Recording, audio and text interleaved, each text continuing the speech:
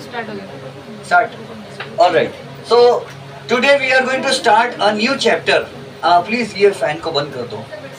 कोई भी trial and error करो.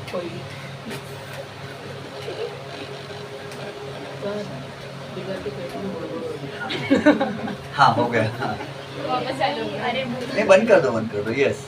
See, we will start a new chapter and the chapter is work and energy.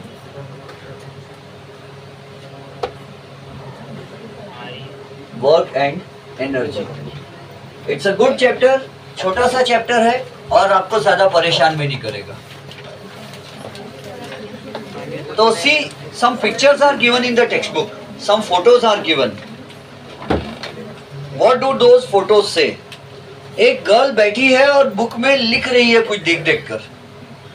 तो is she doing any work or not? Yes, sir. She is doing some work. Yes, sir. Okay ठीक है. और एक uncle है, ये लड़का है लेकिन अंकल जैसा दिख रहा है. वो बॉल नीचे बाउंस कर रहा है, बॉल मोशन में है, उसका एनिमेशन दिख रहा है वैसा. तो मुझे ये बताओ कि is that boy doing any work और नॉट? ओके. और एक लड़की बैठ के टीवी देख रही, इतने सामने टीवी के एकदम पास में जाके टीवी देख रही. वो कोई काम धंधा कर रही क्या? कर रही है. अच्छा, टीवी देखने का काम कर रही है, आंखें काम कर रही है उसकी. ओके. हमको कैसे मालूम आंखें काम कर रही हो सकता आंखें चलती नहीं होंगी, आंखें काम नहीं करती होंगी, अंधी होंगी लड़की. नहीं, टीवी देख रही तो होंगी. ओके. और एक अंकल है जो वो बोरी भर के बोझ उठाकर ले जा रहे हैं. Is that uncle doing any work? All right. तो वर्क क्या होता है? क्या वर्क का मीनिंग हर जगह सेम होता है? नहीं. साइंस में वर्क का मीनिंग अलग होता है और डे टू डे लाइफ में वर्क का मीनिंग अलग होता है. डे टू डे लाइफ में अगर आप टीवी के सामने बैठे हो या कंप्यूटर के सामने बैठे हो और आप बहुत देर से कंप्यूटर के सामने बैठ के बटन्स प्रेस कर रहे हैं तो आप बोलते हैं I have done a lot of work today, I am feeling tired. लेकिन अगर आपके मम्मी या पापा साइंस टीचर है तो आपको खाना नहीं मिलेगा घर में. You have not done any work. क्योंकि वर्क का डेफिनेशन अभी हम आगे पढ़ेंगे. जब डिस्प्लेसमेंट होता है और वो भी 90 डिग्रीज में नहीं होता तब वर्क होता है. देखो बुक क्या कहती है, हम पढ़ेंगे पहले, आगे चल के फिर I will explain work. Day to day life में वर्क का मीनिंग अलग होता है और साइंटिफिक लैंग्वेज में वर्क का मीनिंग अलग होता है. In which of the pictures above has work been done? तो मुझे लग रहा है कि वो अंकल जो बोझ उठाकर ले जा रहे हैं वो वर्क कर रहे हैं और जो लड़का बॉल को बाउंस कर रहा है वो वर्क कर रहा है और दोनों लड़कियां वर्क नहीं कर रही. क्या समाज में ऐसा हो रहा है? लड़कियां वर्क नहीं कर रही और लड़के आदमी लोग ही वर्क कर रहे हैं. ये तो बुक वालों की गलती है. मैं ऐसा नहीं बोल रहा, बुक वालों ने ऐसा किए है. देखो, from scientific point of view when do we say that no work has been done? तो साइंटिफिक लैंग्वेज में देखा जाए तो अगर डिस्प्लेसमेंट नहीं होता है तो वर्क भी नहीं होता है. यानी अगर मैं यहाँ खड़ा हूँ और मैं 10 घंटे खड़ा रह जाऊं, खड़े रहते रहते मेरे पैरों में दर्द होने लग जाए तो भी I have not done any work, मैंने कोई काम नहीं किया. साइंटिफिक लैंग्वेज में डिस्प्लेसमेंट जब तक नहीं होगा तो वर्क नहीं होगा.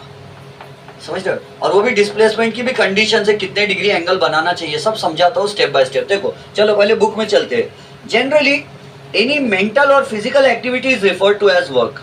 कोई भी लोग क्या करते हैं, मेंटल एक्टिविटी, दिमाग में भी कुछ सोचने का काम कर रहे हैं तो बोलते हैं आज बहुत दिमाग का बहुत काम हो गया, बोलते हैं मेंटल वर्क बहुत हो गया आज.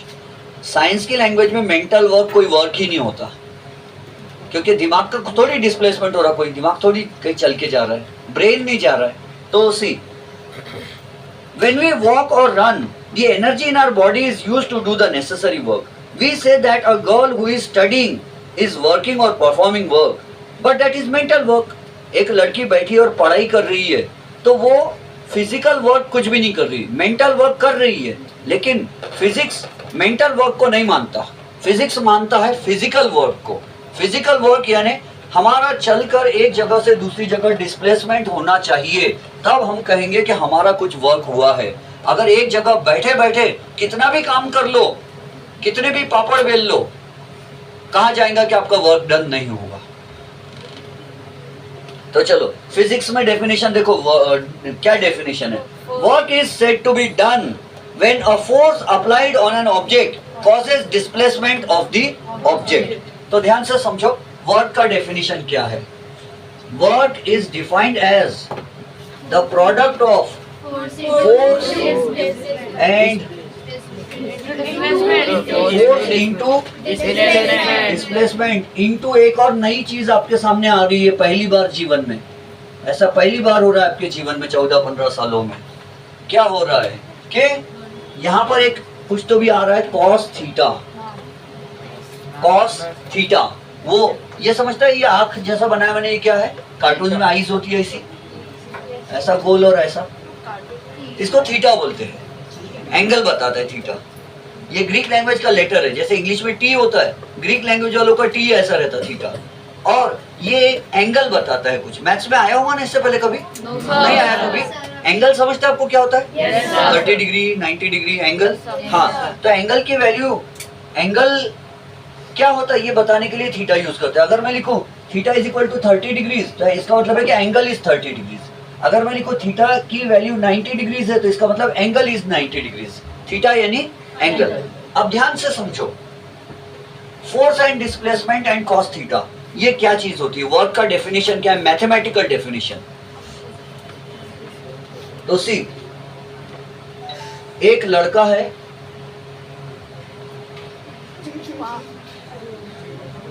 और उस लड़के के सामने एक कार खड़ी हुई है।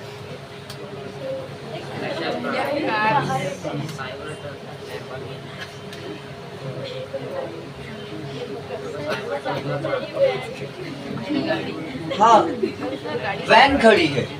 वैन भी तो कार ही होती है। तो एक कार उसके सामने खड़ी है, लड़के ने फोर्स लगाया। फोर्स सबको समझता है? This boy has applied force in the forward direction. Force आगे लगाया और कार का डिस्प्लेसमेंट भी आगे हुआ। डिस्प्लेसमेंट हुआ। अब आप पढ़े लिखे लोग हो, चैप्टर 1 पढ़ चुके हो। And after some time the car was seen at another position. Car कहीं और चली गई उसके धक्का मारने से। लड़का शक्तिमान है। तो लड़के ने धक्का मारा। धक्का मारने से कार छोटी नहीं होगी, मोटी नहीं होगी, वो दिखने में आपको ऐसी दिख रही है। तो आंखों का धोखा हो सकता है। तो इसने क्या किया? लड़के ने इस कार पे फोर्स लगाया। कौन सी डायरेक्शन में फोर्स लगाया? आपके लेफ्ट हैंड की तरफ लगाया या आपके राइट? आपके राइट की तरफ। और कार का डिस्प्लेसमेंट, कार चली किधर? राइट में चली या लेफ्ट में चली? राइट में चली। तो दोनों का फोर्स का डायरेक्शन आगे, ठीक है, और डिस्प्लेसमेंट का भी डायरेक्शन आगे। दोनों का डायरेक्शन कैसा है? सेम है, आगे है दोनों का डायरेक्शन, है ना। तो दोनों का डायरेक्शन सेम है तो दोनों में एंगल नहीं बन रहा। एंगल तब बनता है जब एक चीज का डायरेक्शन ऐसा हो, एक चीज का एंगल तब बनता है जब एक चीज का डायरेक्शन ऐसा हो और दूसरी चीज का डायरेक्शन ऐसा हो, तो इनमें एंगल बनता है ना। या तो एक चीज ऐसी चल रही हो, एक चीज ऐसी हो, तो एंगल बनता है। लेकिन जब दोनों सेम डायरेक्शन में जा रहे तो एंगल ही नहीं बन रहा।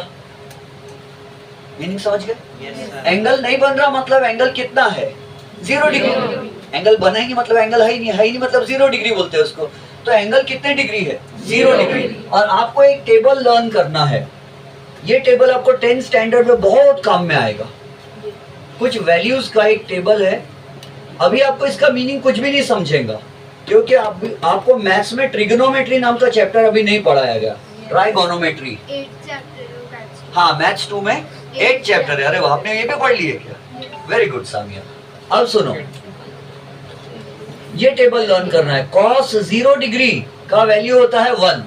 cos 0 डिग्री का वैल्यू 1 होता है। ये रट लेना है। अभी जब मैथ्स में आपको पढ़ा देंगे एजाज सर या मैम, तब आपको समझ में आ जाएगा cos क्या रहता है और 0 डिग्री का मतलब क्या होता है और ये सब क्या चीजें होती है। अभी it's not my cup of T. Maths मेरा नहीं है सब्जेक्ट, इसलिए मैं नहीं समझाता हूँ। cos 30 डिग्रीज का वैल्यू होता है, नहीं लिखते, ये आड़ी टेढ़ी वैल्यू वाला है। cos 60 डिग्रीज का वैल्यू होता है हाफ, 1/2।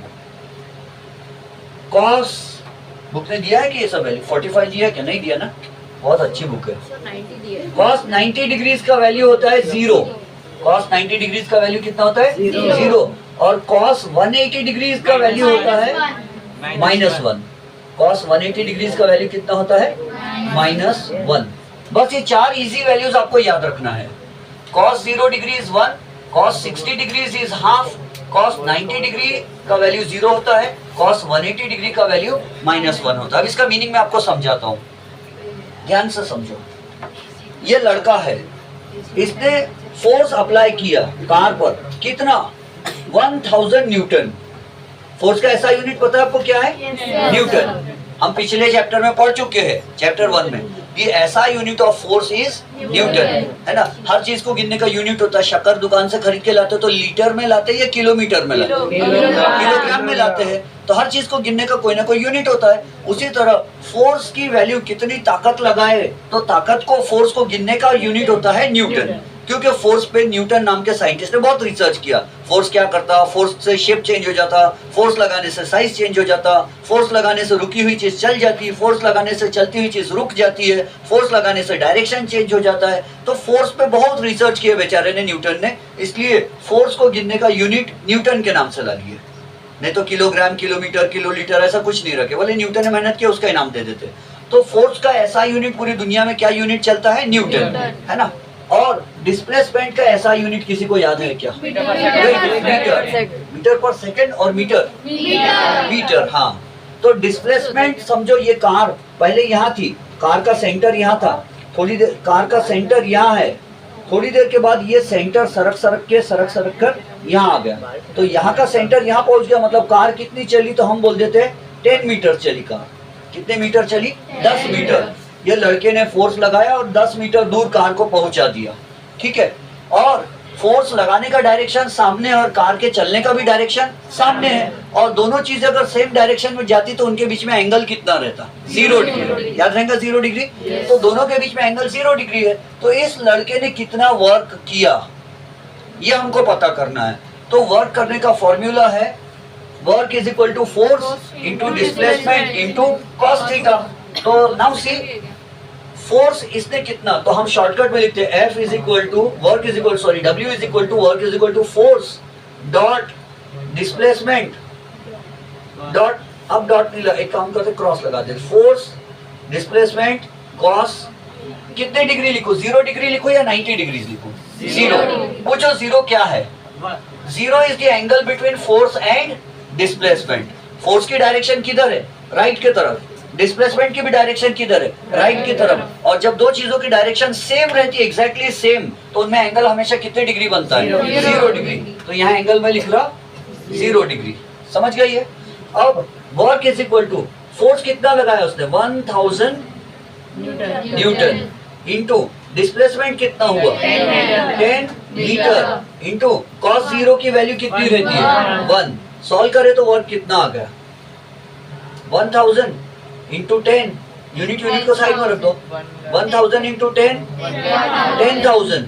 और ये न्यूटन और ये मीटर, 10,000 जूल। हाँ वो भी बोलेंगे, लेकिन जनरल स्टूडेंट्स के हिसाब से थोड़ा रुक के समझा के बोलेंगे। तो वर्क कितना हो गया?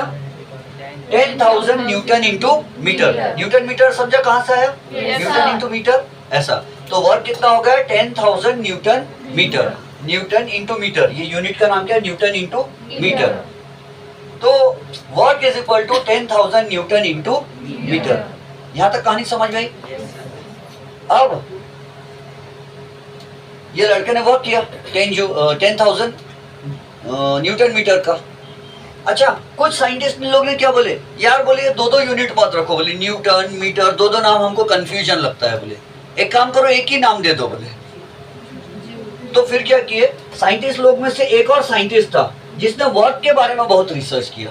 वर्क क्या होता, वर्क कब होता, पॉजिटिव वर्क किसको बोलते हैं, नेगेटिव वर्क किसको बोलते हैं, वर्क कब नहीं होता, वर्क के बारे में बहुत, कौन सी मशीन ज्यादा वर्क कर सकती, कौन सी मशीन कम वर्क कर सकती। वर्क पे बहुत मेहनत करने वाला एक साइंटिस्ट था। जैसे फोर्स पे बहुत ज्यादा रिसर्च किसने किया, न्यूटन ने, वैसे वर्क पे जिस साइंटिस्ट ने रिसर्च किया बहुत ज्यादा, उस साइंटिस्ट का नाम था जूल,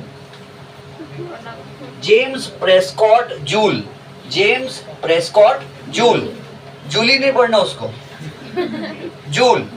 तो न्यूटन इंटू मीटर लिख सकते आप चाहे तो, टीचर गलत नहीं देंगे, लेकिन बेटर है कि जूल लिखा जाए, है ना। तो वर्क का ऐसा यूनिट पूरी दुनिया में जो फेमस यूनिट है वो कौन सा है? जूल है। तो वर्क को काय में गिनते हैं? जूल में। और फोर्स को काय में गिनते हैं? ऐसा यूनिट न्यूटन में। तो वर्क का ऐसा यूनिट जूल है। तो चलो, वर्क इज 10,000 जूल। अब ये लड़का घर पहुंच गया, कार को धक्का मारा, वो कार वाले अंकल की हेल्प कर दिया, कार वाले अंकल ने इसको थैंक यू बोले तो बहुत खुश हो गया। लेकिन कार को धक्का मारते मारते ये पसीना पसीना हो गया था, बहुत थक गया था। 10 मीटर भी तुम्हारा सर? हाँ, 10 मीटर तक ही धक्का दिया, लेकिन कार बहुत भारी थी ना वो, इसलिए पसीना पसीना हो गया। और जैसे ही घर गया तो उसके मम्मी ने बोले, बेटा कितना पसीना है, कितना गंदा दिख रहा है तू, ऐसा लग रहा नहीं कि मेरा बेटा है। तो जा बोले नहा क्या। तो उसने सोचा कहाँ जाऊँ, तो सामने पड़ोस में स्विमिंग पूल था, उस स्विमिंग पूल में गया वो लड़का, और स्विमिंग पूल में पानी था, स्विमिंग पूल में पानी था। उस स्विमिंग पूल में वो लड़का लगा दिया डुबकी।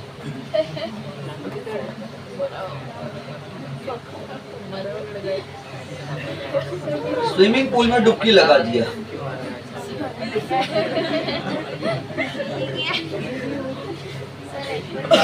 और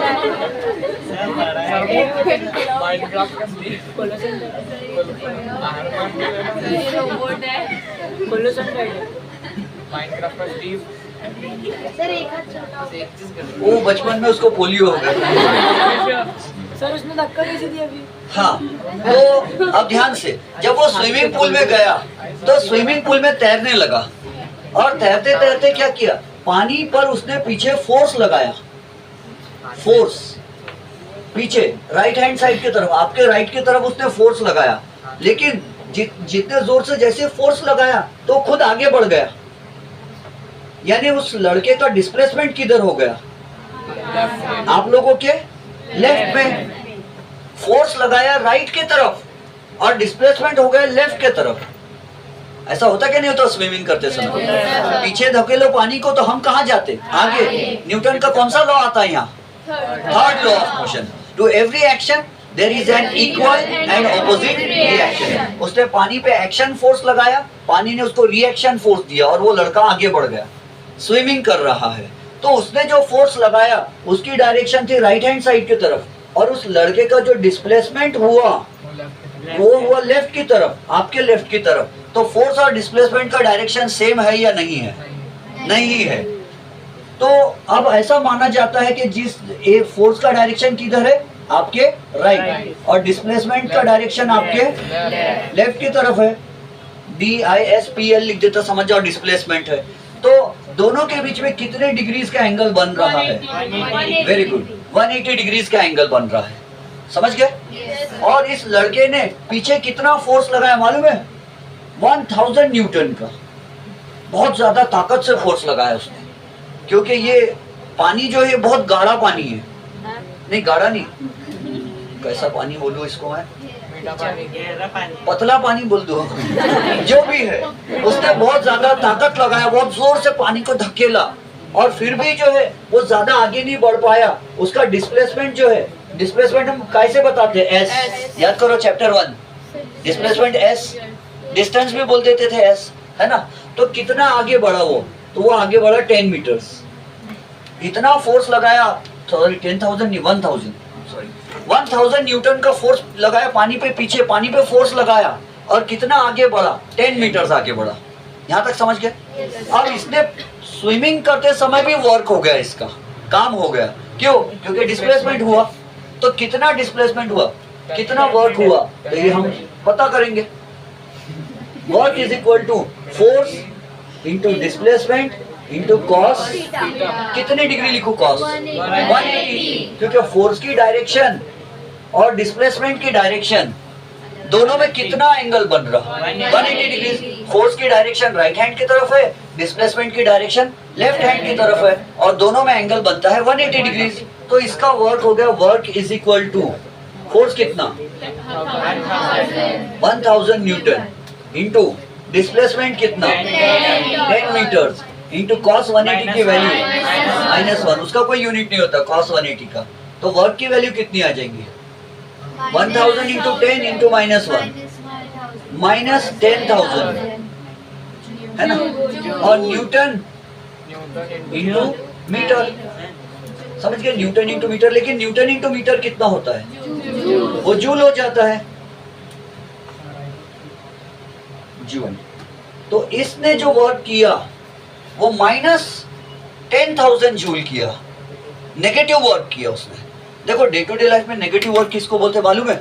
अगर आप चोरी कर रहे हो, डकैती कर रहे हो, पैसा इधर से लूट मार कर रहे हो, लोगों को किडनैप कर रहे हो, तो बोलेंगे ही always performs negative work, negative work करता है, बोले समाज के लिए खतरा है।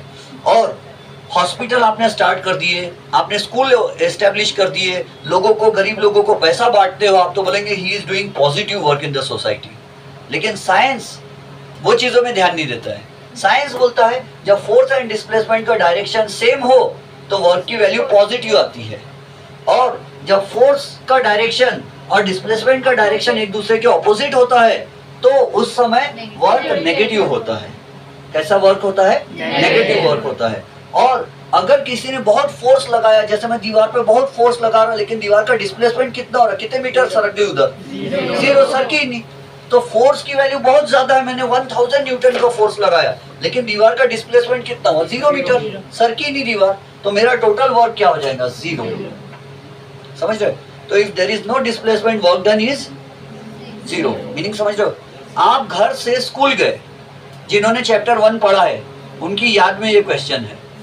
आप घर से स्कूल गए, मान लो 5 किलोमीटर दूर, फिर आपको वहां जाकर पता चला कि आज तो संडे है और स्कूल की छुट्टी है, अचानक याद आया, तो 5 किलोमीटर वापस आप घर पे आए, टोटल डिस्टेंस कितना चले, 10 किलोमीटर, और आपका डिस्प्लेसमेंट कितना हुआ, 0, क्योंकि जो चीज जहां से चलकर स्टार्ट होती है और जहां आके फिनिश होती है वो उसके बीच में, उसको डिस्प्लेसमेंट कहते हैं। The minimum distance between the starting point and the finishing point is called displacement, है ना।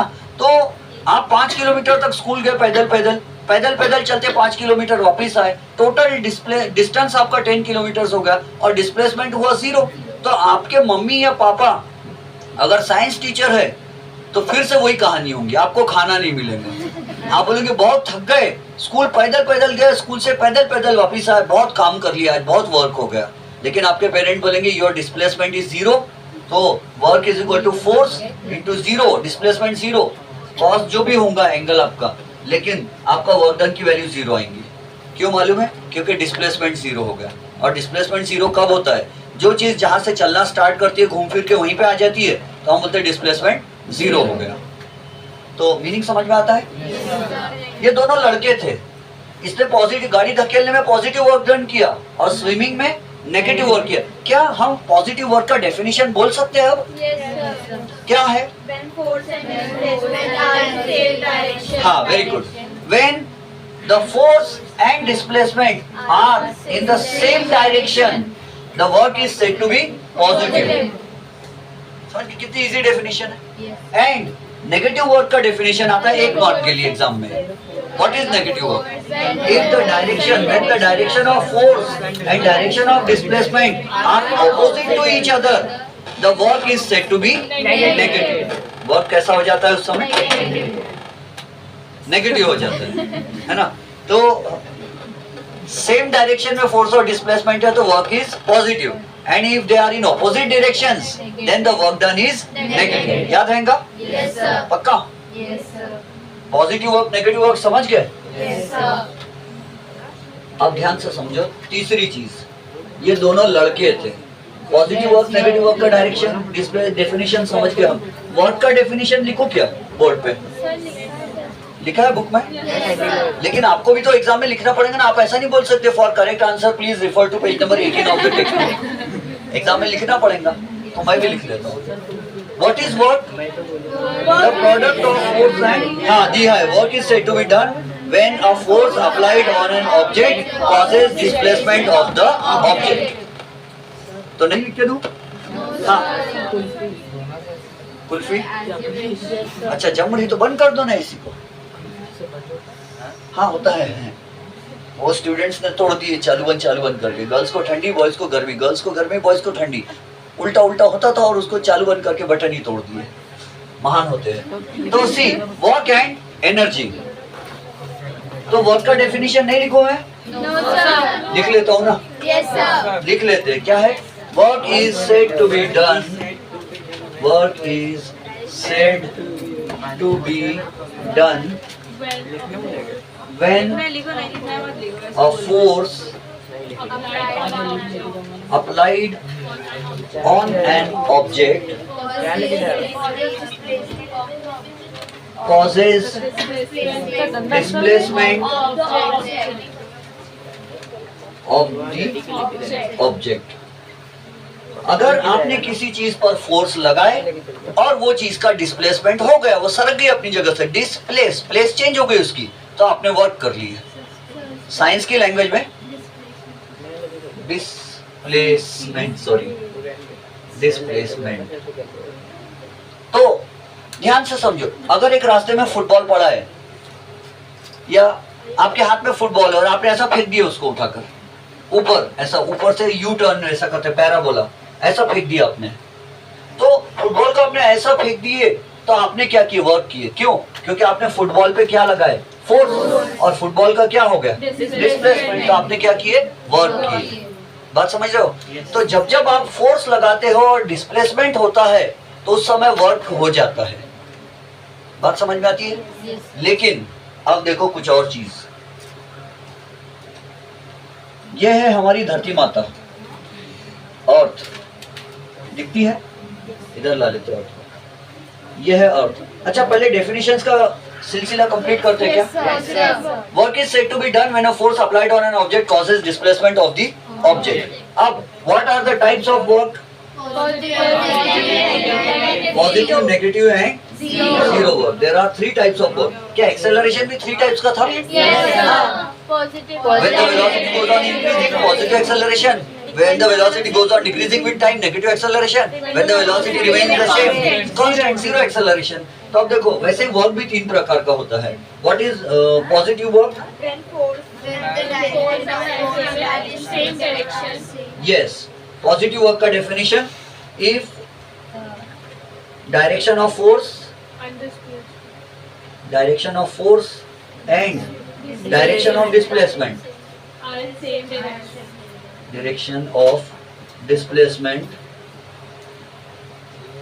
are the same। अगर फोर्स का डायरेक्शन और डिस्प्लेसमेंट का डायरेक्शन सेम होता है तो वर्क को क्या बोलते हैं? Positive work. अगर एक अंकल पॉजिटिव वर्क का एग्जांपल दो तो मुझे कोई। ये देखो, ये स्लाइड है गार्डन की, गार्डन जाते हैं ना कोई लोग, ये स्लाइड है, यहाँ पर एक लड़का बैठा और बैठ के ऐसा घसर रहा लड़का गार्डन में, अर्थ है, और ये स्लाइड कहाँ पर बना हुआ है? ये यहाँ सीढ़ियाँ चढ़ने की, ये लड़का ऊपर चढ़ गया और ये ग्राउंड लेवल है और ये स्लाइड है घसरपट्टी, एंड दिस, ये ग्राउंड है, मतलब क्या है? अर्थ का ही ग्राउंड है ना ये। तो अर्थ इस पर किधर फोर्स लगा रही है? नीचे। और ये लड़का भी गिर रहा किधर है? नीचे। तो अर्थ कैसा वर्क कर रही है?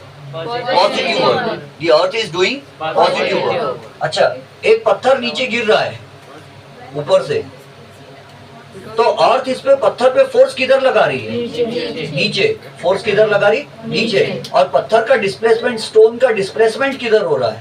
नीचे। तो फोर्स एंड डिस्प्लेसमेंट कैसे है? सेम डायरेक्शन में। तो अर्थ कौन सा वर्क कर रही है? Positive work. लेकिन अगर आपने, ये आप हो और आपने ताकत लगाकर एक पत्थर को ऊपर फेंक दिए,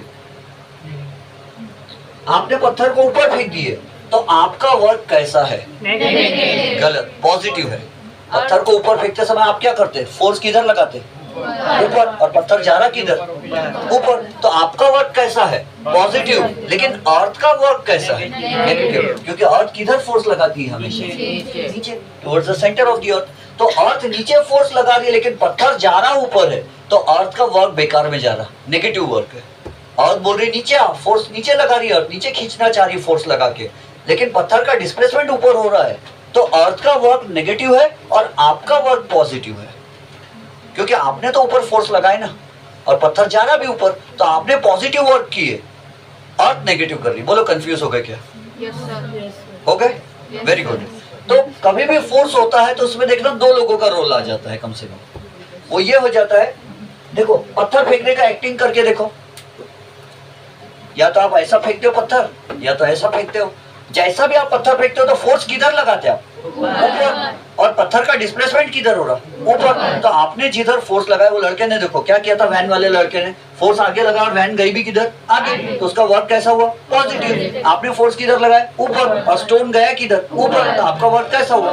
पॉजिटिव। जिधर आपने फोर्स लगाया उधर ही तो डिस्प्लेसमेंट हुआ, तो आपका वर्क पॉजिटिव हो गया। लेकिन अर्थ किधर फोर्स लगा रही? नीचे। और पत्थर का डिस्प्लेसमेंट किधर हो रहा? ऊपर। तो अर्थ जो वर्क कर रही है वो नेगेटिव वर्क है, क्योंकि अर्थ के फोर्स के सेम डायरेक्शन में नहीं जा रहा। हाँ, पत्थर अगर नीचे गिर रहा है तो अर्थ का वर्क पॉजिटिव है। क्यों? अर्थ नीचे फोर्स लगा रही है और पत्थर गिरते हुए भी नीचे आ रहा है स्टोन, तो उस समय अर्थ का वर्क डन पॉजिटिव होगा। चक्कर आ रहे? समझ में आ गया? Yes sir. तो जब फोर्स का और डिस्प्लेसमेंट का डायरेक्शन सेम, तो ऐसा जरूरी नहीं है। किसी ने पूछा कि बताओ यहाँ कौन सा वर्क हो रहा है, तो सबसे पहले पूछता किसका वर्क है ना। अगर यहाँ पूछे एक लड़के ने पत्थर ऊपर फेंका तो बताओ पॉजिटिव वर्क हुआ या नेगेटिव हुआ, तो टीचर से पहले पूछ रहा टीचर किसका वर्क, अर्थ का वर्क या लड़के का वर्क या दोनों का। तो लड़के का वर्क पॉजिटिव हो ऊपर फेंकते समय और अर्थ का वर्क नेगेटिव। और एक लड़के के पास में ना 100 किलो का वजन दे दी उठाने, और वो लड़का क्या कर रहा है, 100 किलो का वजन है, ऐसा ऐसा उठाने की कोशिश करते करते गिर गया, वो नीचे दब के मर गया। ठीक है, अब बताओ वो लड़का मरने से पहले कौन सा वर्क करके मरा? नेगेटिव वर्क किया उसने, क्योंकि लड़का फोर्स ऊपर लगा रहा था उसको उठाने के लिए, लेकिन वो जो लोहा था 100 किलो का, वो उसका डिस्प्लेसमेंट नीचे हो रहा था, तो लड़के का वर्क नेगेटिव और अर्थ का वर्क पॉजिटिव हो गया। अंडरस्टूड? तो एक ही समय पर दो दो चीजों का भी वर्क हो सकता है। अब एक और केस सुनो, तो नेगेटिव वर्क की तरफ बात करते हैं। What is negative work? हाँ, आप अपने ओन वर्ड्स में भी आंसर बना सकते हो, अगर सही बना लेते हो तो। क्या लिखोगे? हाँ, very good. If the direction of force and the direction of displacement are opposite to each other, the work will be negative work. लिखना पड़ेगा मुझे? क्या आप लिख लोगे? पक्का लिख लिए? Very good.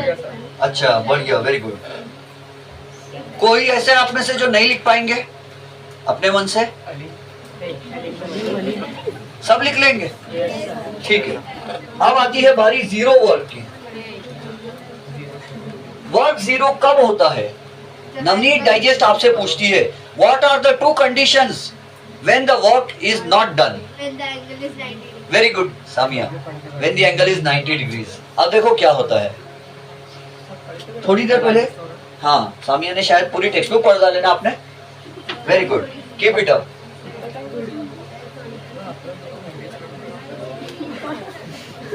जीरो वर्क देखो कब होता है।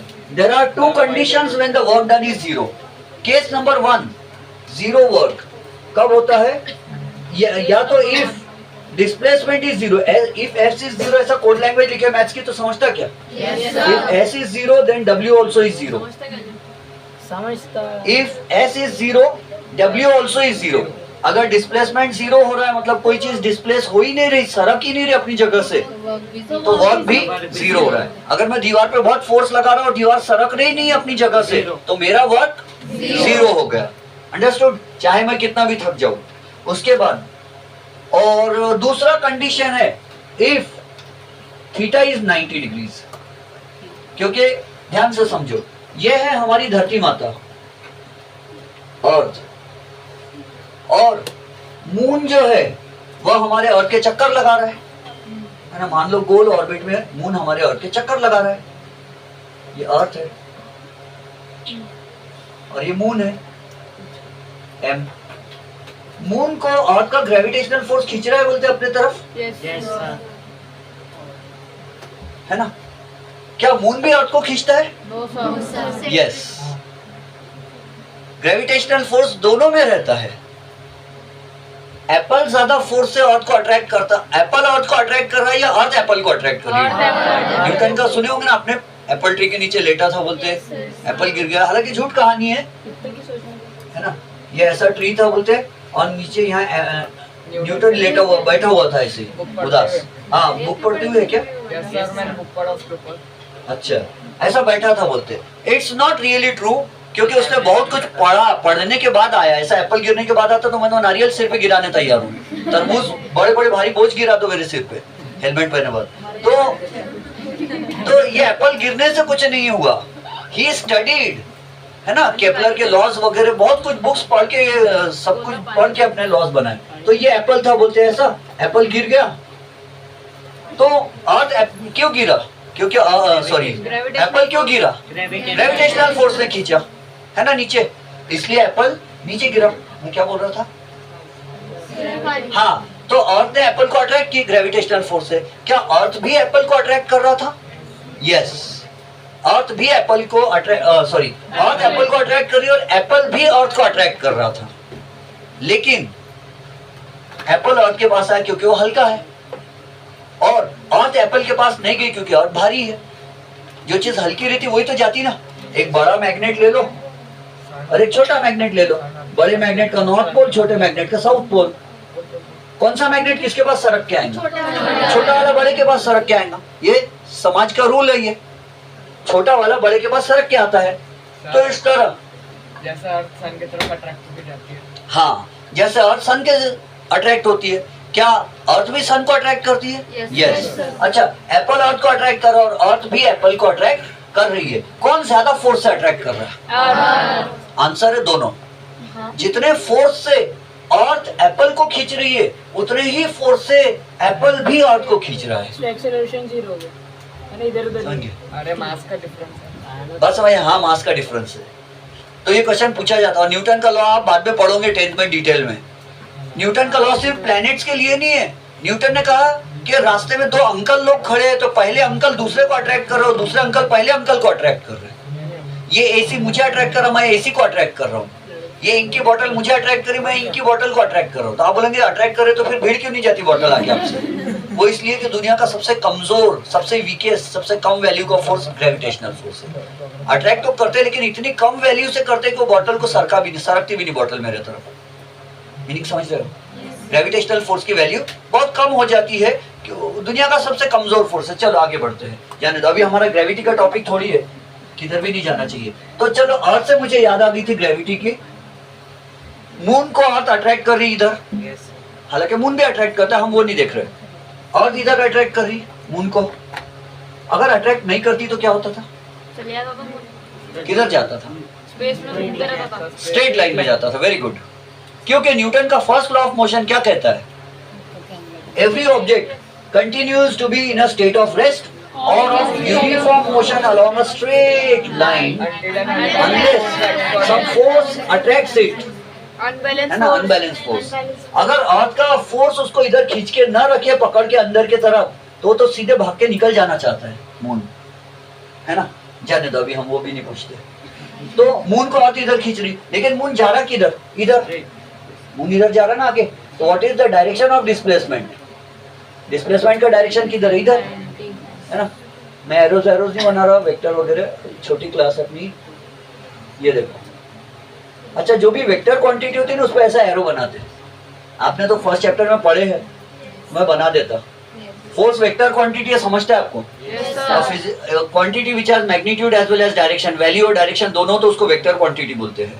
और जिसकी सिर्फ वैल्यू रहती, डायरेक्शन नहीं रहती, उसको स्केलर बोलते हैं। तो डिस्प्लेसमेंट भी वेक्टर है, फोर्स भी वेक्टर है। और जो वेक्टर क्वांटिटी होती है ना, उसके ऊपर ऐसा एक एरो लगाया जाता है, राइट हैंड साइड वाला एरो। ये रूल है, ये आप हायर क्लासेस में पढ़ोगे। आप सुनो, तो फोर्स का डायरेक्शन किधर है? अर्थ की तरफ है।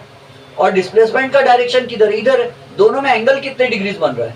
90 डिग्री। तो अर्थ मून को घुमाने में कितना वर्क कर रही है और कितना काम कर रही है मून को घुमाने में? तो force into displacement into cos theta, theta यानी एंगल, और फोर्स और डिस्प्लेसमेंट में कितना एंगल है? 90 डिग्री।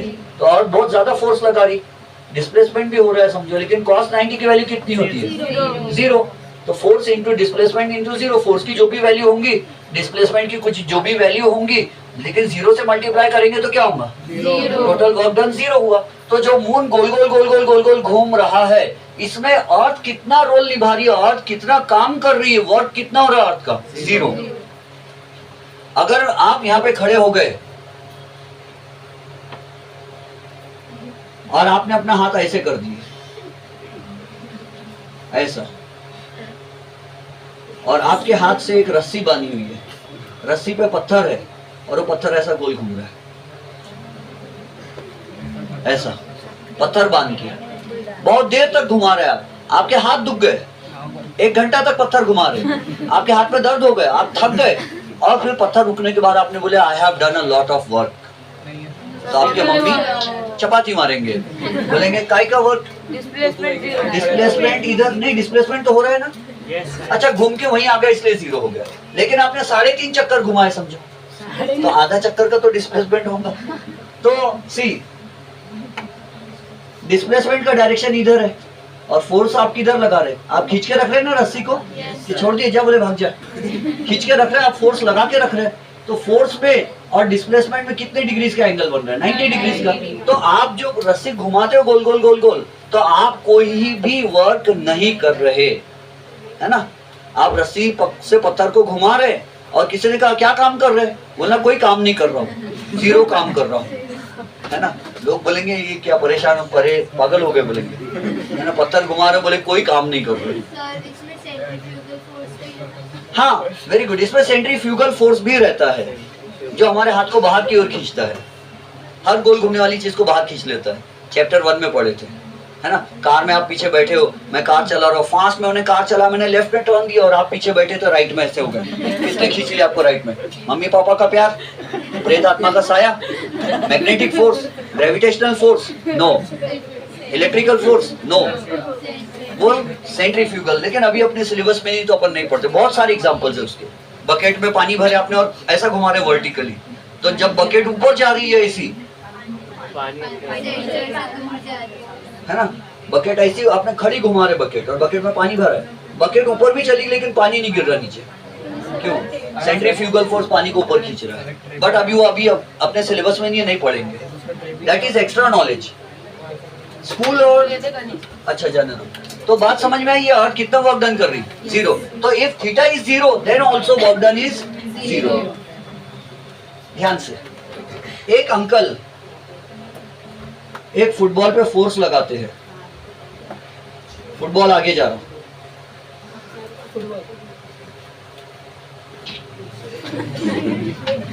अंकल ने फुटबॉल पे फोर्स लगाए, वो ठाकुर साहब है, शोले के ठाकुर साहब। शोले मूवी देखे? हाँ, तो जाने दो, पुरानी मूवी, अमिताभ बच्चन और एक कोई तो भी हीरो है, तो धर्मेंद्र है, ओके। तो ये लात मारे इधर, तो ये अंकल ने लात मारे तो बॉल इधर चला गया, बॉल का वर्क डन कितना, सॉरी अंकल का वर्क डन पॉजिटिव है या नेगेटिव है? पॉजिटिव, क्योंकि फोर्स ऐसा लगा है, बॉल भी उधर गया। अर्थ का वर्क डन कैसा है? नेगेटिव, 0 है, क्योंकि बॉल जा रहा किधर, बॉल का डिस्प्लेसमेंट कैसा है, आड़ा, और अर्थ खींचती किधर, ये अर्थ है, खींचती अर्थ नीचे है, और बॉल का डिस्प्लेसमेंट होता है इधर, तो एंगल कितना बन रहा है, 90 डिग्रीज। तो work done by the earth is 0। नहीं समझे? समझ गए? नेगेटिव वर्क नहीं हो रहा, पूछो क्यों नहीं हो रहा? नेगेटिव तब होता है जब कोई चीज ऊपर जा रही है और अर्थ उसको नीचे खींच रही है, फोर्स एंड डिस्प्लेसमेंट ऑपोजिट हो तो नेगेटिव वर्क होता है, लेकिन यहाँ तो 90 डिग्रीज हो रहा है। बात समझ गए? पक्का? 6:15 बज रहे, बोलो सही समझा कि नहीं समझा? अच्छा, एक और 15 मिनट बचे तो एक और कहानी, एक लड़की से मुलाकात करवा देते। अभी तक लड़के ही आ रहे थे, गर्ल्स लोग को बुरा लग जाएगा। तो एक है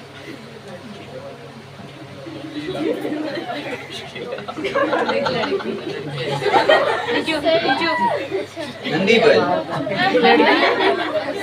लड़की है सर, ये लड़की है, लड़की नहीं है ये, वो ओला में जो नंदी बैल होता है ना, ओला वालों जवान, मैं 12th वालों को समझा रहा था, तो एक लड़का, यस सर वो दैट वाइट बफेलो, मैंने कहा वो इतना मॉडर्न लड़का है कि उसको पोला और त्योहार ये सब समझता ही नहीं है, क्योंकि अपना देश अमेरिका बनते जा रहा है धीरे धीरे।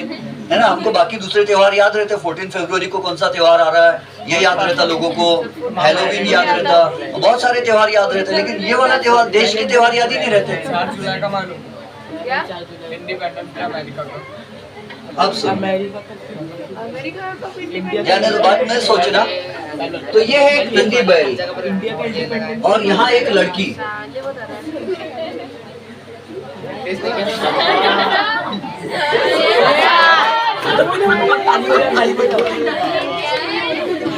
और इस लड़की ने इस बैल के यहाँ रस्सी बांधी,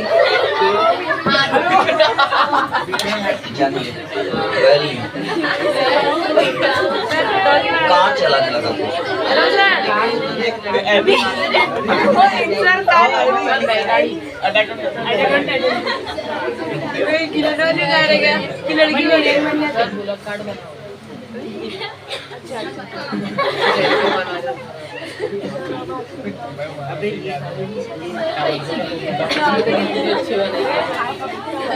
तो ये लड़की है और सर पुलिस में थी, कानून के हाथ नंबर केश बांधने लगा। तो ये एक लड़की है बिना और लड़की क्या कर रही है, फोर्स लगा रही है। कितना फोर्स लगा रही है, तो फोर्स इज 20 न्यूटन्स, 20 न्यूटन का फोर्स लगा रही है। वैल्यू रहती ना फोर्स की, और ऐसा यूनिट न्यूटन है। तो she is applying a force of 20 Newton in this direction. अब मुझे बताओ, क्या ऐसा होगा कि ये कार जो है खिलौने की, ये उसके मुंह में घुस जाएंगे इसे जाके? नहीं, फोर्स किधर लगा रही वो, उधर। लेकिन कभी कभी ऐसा भी होता है जीवन में कि हम फोर्स कहीं और लगाते हैं, लेकिन वो फोर्स का इफेक्ट कहीं और होता है, और कार ऐसी चल रही है। कार का डिस्प्लेसमेंट किधर हो रहा है, इधर हो रहा है ना। कार का डिस्प्लेसमेंट किधर हो रहा है, ऐसा कोई डायग्राम दिया है क्या बुक में? पेज नंबर 19 पे दिख रहा तो नहीं?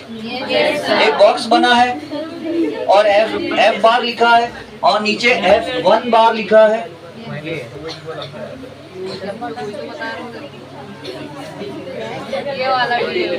ध्यान से लॉजिकली समझो, लड़की फोर्स इधर लगा रही है, अपने तरफ खींच रही है ना। आपका भी बचपन आया होगा कभी, तो आपने भी कार ऐसे खींचे होंगे ना ऊपर। बचपन में आया, डायरेक्ट बड़े हो गए। अच्छा, बचपन में ये सब काम नहीं किया। ओके, तो सी ये लड़की ने क्या की, फोर्स ऊपर लगाई, लेकिन कार आगे बढ़ रही है। इसका मतलब इसके इधर फोर्स लगाने का कुछ इफेक्ट इधर भी आ रहा है ना। लड़की ने इधर फोर्स लगाई तो फोर्स इधर भी लग रहा है। ऐसा होता है कभी कभी कि हम कहीं और फोर्स लगाते हैं, लेकिन फोर्स कहीं और भी लग जाता है। जैसे देखो, जैसे अनदर एग्जांपल, एक नदी है, ये नदी है, इस नदी में एक नाव है। रेड पेन, ध्यान से समझो। दिस इज ये नदी नहीं, ये तालाब है। तालाब का पानी फ्लो नहीं हो रहा, और इस तालाब में on the surface of this lake there is a boat. ये नाव है, तालाब के ऊपर नाव रखी है, और नाव आगे नहीं चल पा रही क्योंकि पानी फ्लो नहीं हो रहा है ना। तो नाव का मोटर खराब हो गया, तो नाव अपने आप आगे नहीं चल रही, और ये नदी भी नहीं है जो पानी उसको लेकर जाएगा बहाकर। तो क्या हुआ, नोबिता इस नाव से उतरा और इधर चले गया, और शिजुका इधर आ गई। वो पढ़ाई कर रहे हैं। तो इधर कौन आ गई, शिजुका, और इधर कौन है, नोबिता। अब ये नाव को आगे बढ़ाना है, ये क्या कर रहा है, नोबिता ने एक रस्सी बांधा और ऐसा फोर्स लगा रहा है, इधर पकड़ के खींच रहा है नाव को पैर से, और शिजुका अपने बालों से नाव को खींच रही है। अब आप लॉजिक लगा के बताओ, नाव किसके तरफ जाएंगे? शिजुका का फोर्स है 20 न्यूटन, और नोबिता का फोर्स भी है 20 न्यूटन। आपका लॉजिक क्या कहता है कि नाव किधर जाएंगे? वेरी गुड, सीधा जाएंगे नाव। ये इस किनारे पर खींच रहे हैं, नदी के तालाब के किनारे पर, ये इस तरफ खींच रही तालाब के किनारे पर, दोनों के फोर्स की वैल्यू सेम है, इसलिए दोनों का एरो भी लेंथ भी सेम होना चाहिए। लेंथ ज्यादा मतलब फोर्स ज्यादा, लेंथ कम मतलब फोर्स कम, ऐसा होता है कोड लैंग्वेज में। तो दोनों का फोर्सेस सेम वैल्यू का है, डायरेक्शन इसका इधर है, इसका इधर है, तो इसके वजह से क्या होता है मालूम है, दो फोर्सेस इधर इधर लग रहे हैं तो नाव इधर जा रही है। अब लोग पूछेंगे समाज के कि बताओ भैया नाव इधर क्यों जा रही है, इधर तो कोई फोर्स लगा ही नहीं रहा है। तो ऐसा होता है कि हम कहीं और फोर्स लगाते हैं, उसका इफेक्ट कहीं और आता है। ये लड़की फोर्स इधर लगा रही है ऊपर, लेकिन उसका इफेक्ट इधर आ रहा है, इधर आ रहा है इफेक्ट, तभी तो नाव इधर, गाड़ी इधर चल रही है ना लड़की की। तो इधर जो फोर्स का इफेक्ट आ रहा है उस फोर्स को हम बताते हैं F1 बार से। F1 लड़की ने जो फोर्स सच में लगाई, लड़की ने जो सच में इधर फोर्स लगाई वो कितना लगाई, 20 न्यूटन। और इधर कितना फोर्स लग रहा है आप बता सकते हैं, इधर कितना फोर्स लग रहा होगा। और लड़की ने जिधर फोर्स लगाई और गाड़ी का डिस्प्लेसमेंट जिधर हो रहा है उसके बीच में एंगल है मान लो 60 डिग्रीज। एंगल कितना है, 60 डिग्रीज। अब ध्यान से समझना, कन्फ्यूजिंग है ये, कंफ्यूजिंग टॉपिक समझा रहा हूं आपको। अब हम मजाक नहीं कर सकते, अब हमको सीरियस हो जाना पड़ेगा, है ना। और फिर इसका दिमाग लगाने का फल आपको छुट्टी मिलेंगी। हाँ, बहुत मीठा फल है। अब सुनो, वॉट, गर्मी हो रही, इसी को जीवन कहते हैं, कभी सर्दी कभी गर्मी। तो watt is equal to force into displacement into cos theta, है ना। तो देखो इंटू कॉस थीटा, लगाते कि नहीं लगाते। अब सुनो, ये समझे क्या क्या है एरो, फोर्स भी वेक्टर क्वांटिटी और डिस्प्लेसमेंट भी वेक्टर क्वांटिटी, और ये डॉट क्या है दोनों के बीच में, मल्टीप्लिकेशन का साइन।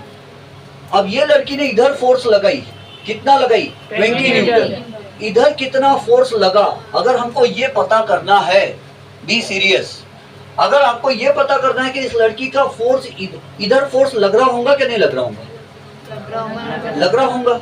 अगर इधर फोर्स लगता नहीं तो गाड़ी इधर चलती ही क्यों। इसका मतलब वो इधर फोर्स लगा रही, लेकिन फोर्स का इफेक्ट फोर्स इधर भी लग रहा है। कितना लग रहा है इधर फोर्स अगर हमको पता करना हो तो उसका फॉर्मूला रहता है F1 is equal to F into cos theta. ध्यान से, जब भी कोई लड़की इधर फोर्स लगा रही है और हमको पता करना है कि इधर कितना फोर्स लग रहा है, तो क्या करना, F cos थीटा लगा देना। समझाता हूं, इसको छोड़ दो, ये F1 को छोड़ दो।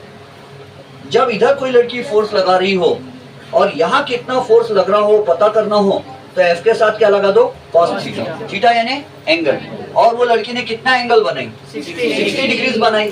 तो हम लिखेंगे वो लड़की का लगाया हुआ फोर्स कितना है, तो हम ये फोर्स की वैल्यू क्या लिख देंगे, F cos थीटा।